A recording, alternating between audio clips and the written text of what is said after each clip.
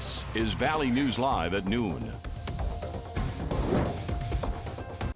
We have breaking news for you this afternoon. One man is dead after his car rolled last night, leaving him trapped in a ditch of standing water off of I-94. Moorhead police say a witness pulled 72-year-old Steve Ware out of the car shortly after the crash happened. Ware was taken to a hospital but later died. A Ramsey County medical examiner will perform an autopsy. The cause of the crash is under investigation. Happening right now. New at noon, the teacher accused of asking a student about nude pictures will soon learn if he is out of a job. This is a live look at the special meeting happening right now at the Fargo School Board. Happening right now. You can see they're just getting underway to discuss the fate of Keith Kennedy. He's also accused of giving a student a neck massage and talking about a student's grades to others. The school superintendent recommends the board fires Kennedy today. And as soon as we hear, we'll have the board's decision online at valleynewslive.com. Today's cold and wet weather is just the beginning as we have a big multi-day system moving into the valley. Summer, let's get a quick check of the weather. Thank you so much, JC. Yeah, today is the start of an unsettled pattern. Several folks, including myself, woke up in the middle of the night to the rain being whipped into my window. What a beautiful way to wake up in the middle of the night. And some areas are still dealing with just rain. Some areas are dealing with some snow. Here's a look at a few of our cameras across the valley. Lake Park, some snow in the ditch, some water droplets on the lens there. Fargo, we've been just seeing some rain. Here's a picture that was sent in. This is between Perham and Frazee. Valley Today's Jordan Schreier, his mom sent this picture in and said, you really need some four-wheel drive to get through some of those roads. So wet and slushy snow. Here's along US 71, Lake Itasca. The snow has stopped falling for the moment, but you can see that accumulation in the ditches. And this is a report out of Ponsford, Minnesota, 6 inches of snow so far today, and it's still falling. Here's a look at satellite and radar right now, where we've got areas of snow up across the far northern valley and pushing northward in northwestern Minnesota.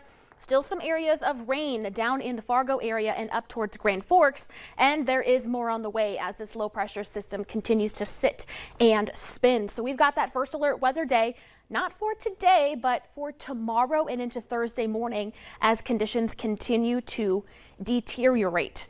Your Fargo planner for today, temperatures will be warming into the 40s, so I expect all rain here for this afternoon.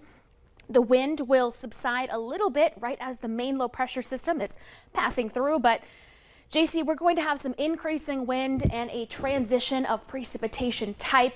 Coming back after the break, we'll take a look at a couple of snowfall reports that have come in so far, a look at radar estimated rain, and of course, walk through your hour by hour of what you can expect, where and when it moves out. Lots to look out for. Thank you, Summer. A man accused in the beating death of a woman on the Red Lake Indian Reservation has been sentenced to 12 years in prison. William Jones IV pleaded guilty last year in the 2019 killing at the victim's house in Panoma. Jones assaulted the woman by hitting her and throwing her against the wall. Prosecutors say the woman remained unconscious in the house for 2 days, and Jones did nothing to help her. A second arrest has been made in connection to that mass shooting in Sacramento over the weekend that left 6 people dead. Police announced today that a 27-year-old man who was at the scene with a gunshot wound was identified as a person of interest. He was taken into custody at the hospital where he was receiving treatment for his injuries.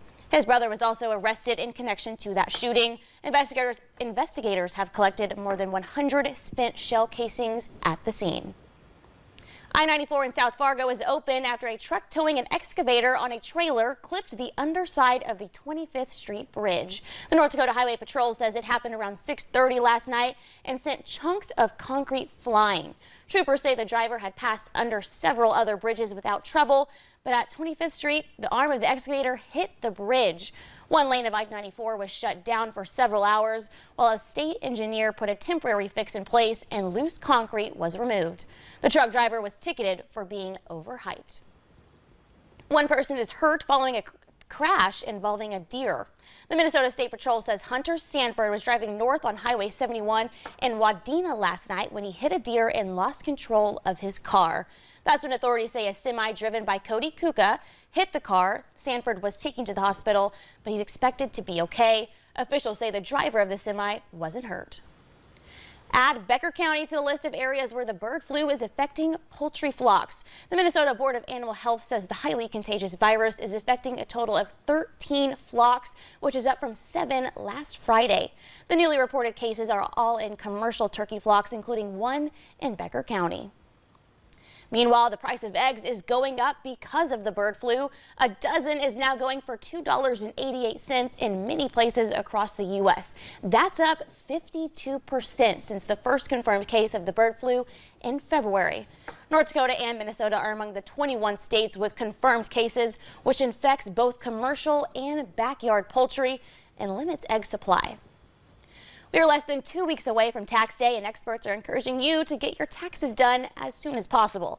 You're not alone if you haven't done taxes yet. 80 million people have yet to file. Taxes need to be filed and paid by midnight on April 18th.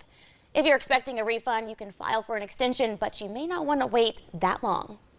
Extension really just gives you a little bit more time, 6 months in fact, to file your paperwork, but it does not push off the deadline for paying your taxes. That is in fact still due, and so no benefit there. And if you do a refund like 3 out of 4 people are, filing an extension just means longer to get your money. If you don't file on time, there is a penalty, and the IRS offers payment plans for those who owe on their taxes and cannot afford the full payment.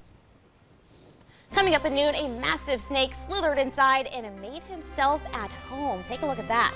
But next, Summer Schnellbach is tracking another storm that will turn wintry and continue to cause impacts over the next few days.